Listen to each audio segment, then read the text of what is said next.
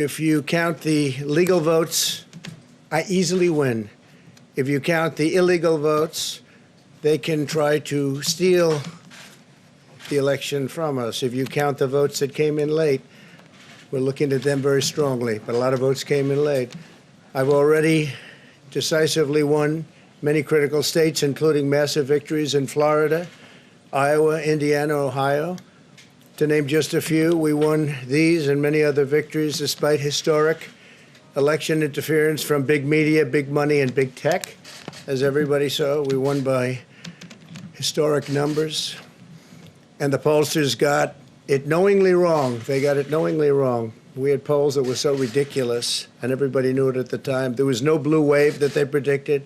They thought there was going to be a big blue wave. That was false. That was done for suppression reasons. But instead, there was a big red wave. And it's been properly acknowledged, actually, by the media. They were, I think, very impressed. But that was after the fact. That doesn't do us any good.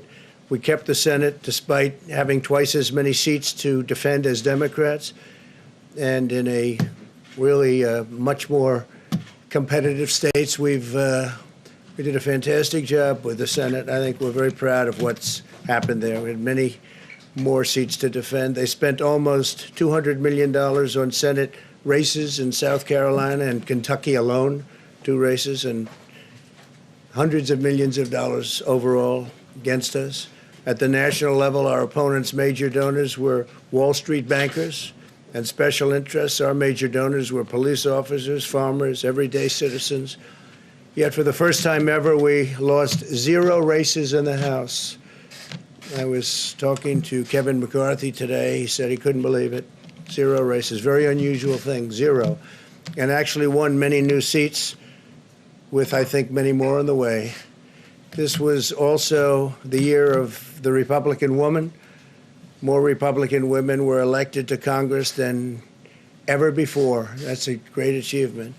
I won the largest share of non-white voters of any Republican in 60 years, including historic numbers of Latino, African American, Asian American, and Native American voters, the largest ever in our history.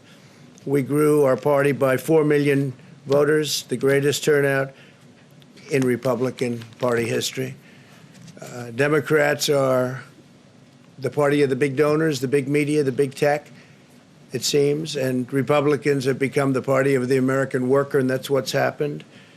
And we're also, I believe, the party of inclusion. As everyone now recognizes, media polling was election interference in the truest sense of that word by powerful special interests. These really phony polls, I have to call them phony polls, fake polls, were designed to keep our voters at home, create the illusion of momentum for Mr. Biden, and diminish Republicans' ability to raise funds. They were what's called suppression polls. Everyone knows that now. And it's never been used to the extent that it's been used on this last election. To highlight just a few examples, the day before election, Quinnipiac, which was wrong on every occasion that I know of, had Joe Biden up by 5 points in Florida, and they were off by 8.4 points, and I won Florida easily.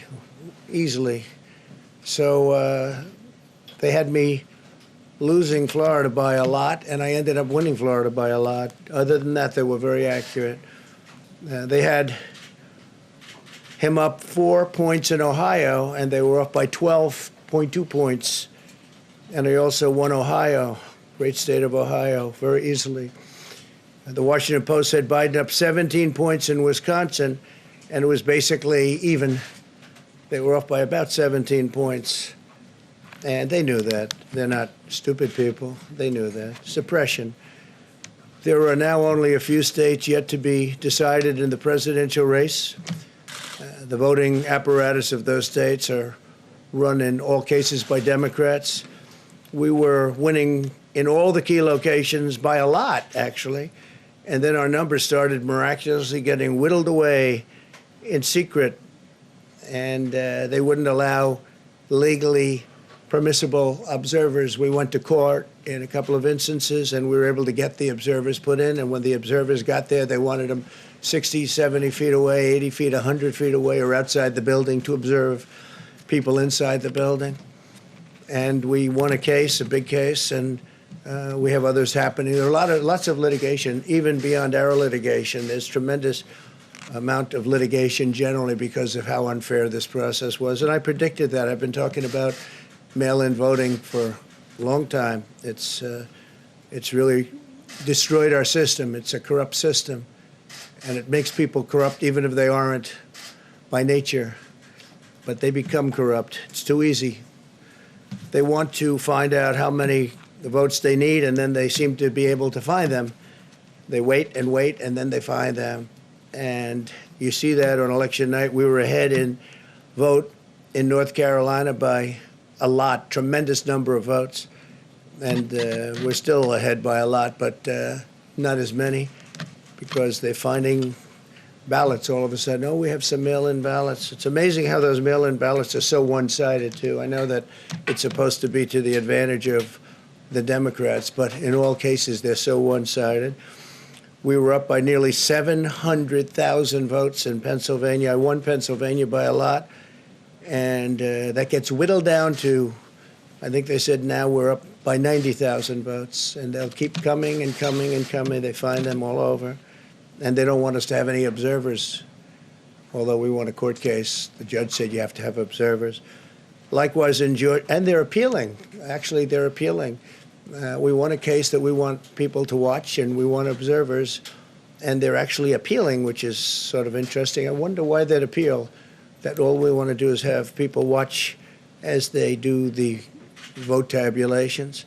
Likewise in Georgia, I won by a lot, with a lead of over getting close to 300,000 votes on election night in Georgia. And by the way, got whittled down, and now it's getting to be to a point where I'll go from winning by a lot to perhaps being even down a little bit. In Georgia, a pipe burst in a faraway location, totally unrelated to the location of what was happening, and they stopped counting for 4 hours, and a lot of things happened. The election apparatus in Georgia is run by Democrats. We also had margins of 300,000 in Michigan. We're way up in Michigan, won the state. And in Wisconsin, we did likewise fantastically well. And that got whittled down. In every case, they got whittled down. Today, we're on track to win Arizona. We only need to carry, I guess, 55% of the remaining vote, 55% margins, and that's a margin that we've significantly exceeded, so we'll see what happens with that, but we're on track to do okay in Arizona.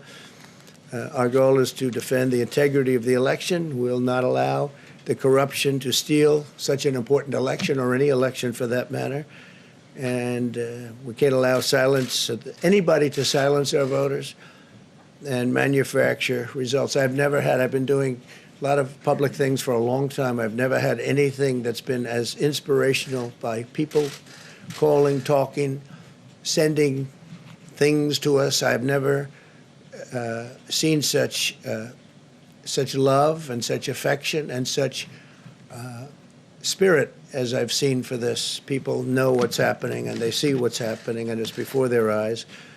And there are many instances which will be reported very shortly. There's tremendous litigation going on, and this is a case where they're trying to steal an election. They're trying to rig an election, and we can't let that happen. Detroit and Philadelphia, known as two of the most corrupt political places anywhere in our country, easily cannot be responsible for engineering the outcome of a presidential race, a very important presidential race. In Pennsylvania, Democrats have gone to the state Supreme Court to try and ban our election observers, and very strongly.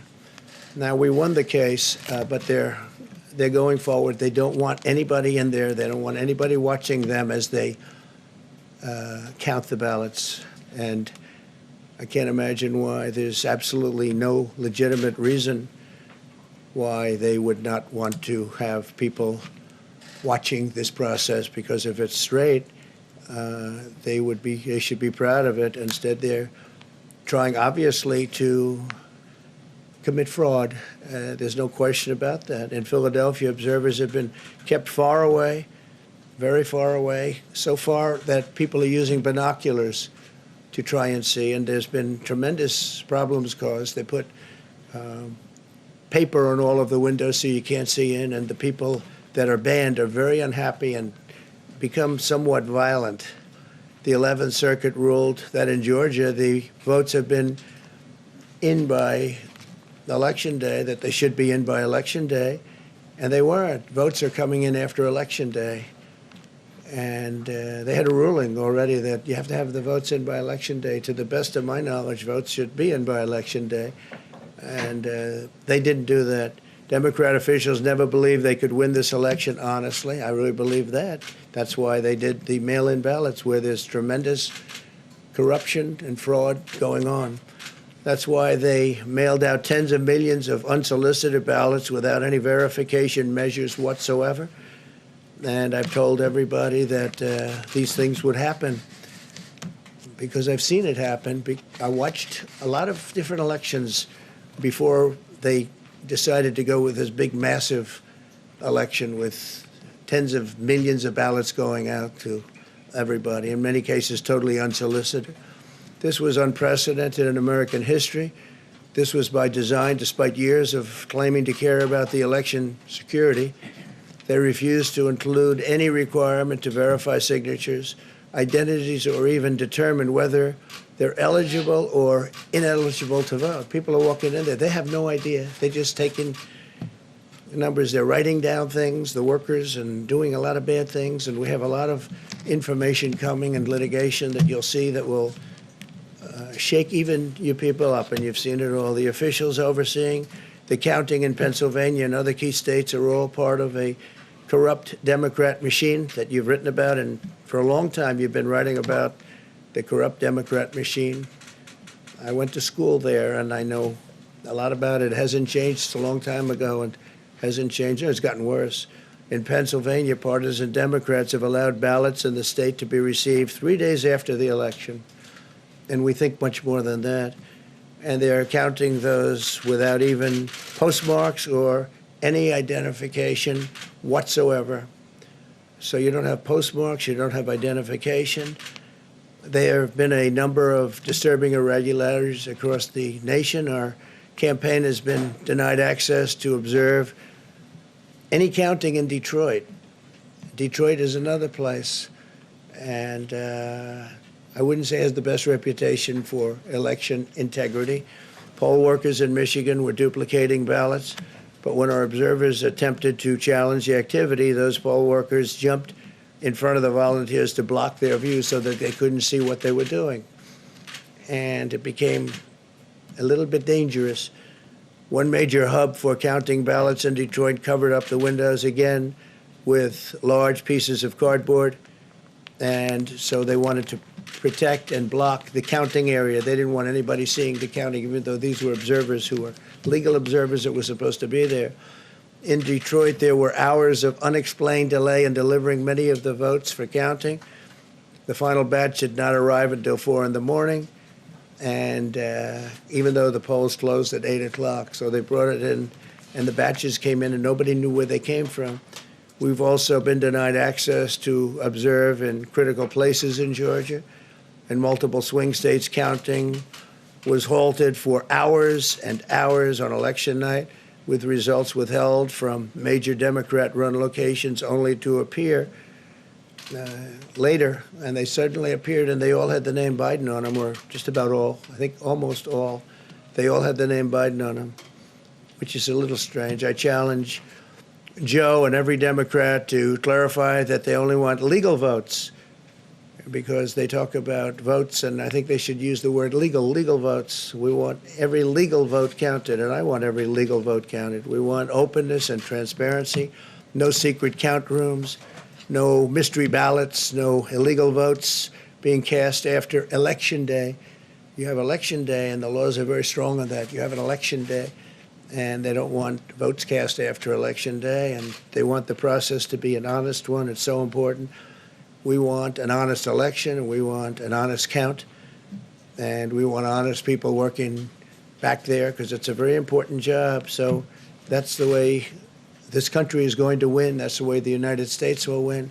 And we think we will win the election very easily. We think there's going to be a lot of litigation because we have so much evidence, so much proof, and it's going to end up perhaps at the highest court in the land.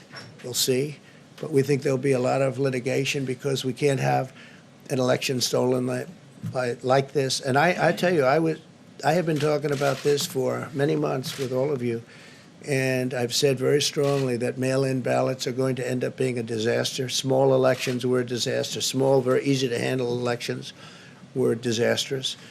This is a large-scale version, and it's getting worse and worse every day. We're hearing stories that are horror stories, absolute horror stories. And we can't let that happen to the United States of America. It's not a question of who wins, Republican, Democrat, Joe, myself. We can't let that happen to our country. We can't be disgraced by having something like this happen.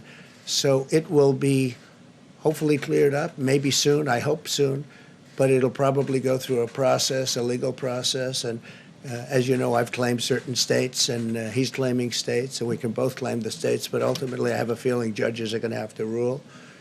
But there's been a lot of shenanigans, and we can't stand for that in our country. Thank you very much. The outcome of the election, sir, if you lose. Mr. President. Are you being a sore loser? Haley, why is the president undercutting this process? Haley, are you here as press secretary or Trump advisor? Haley.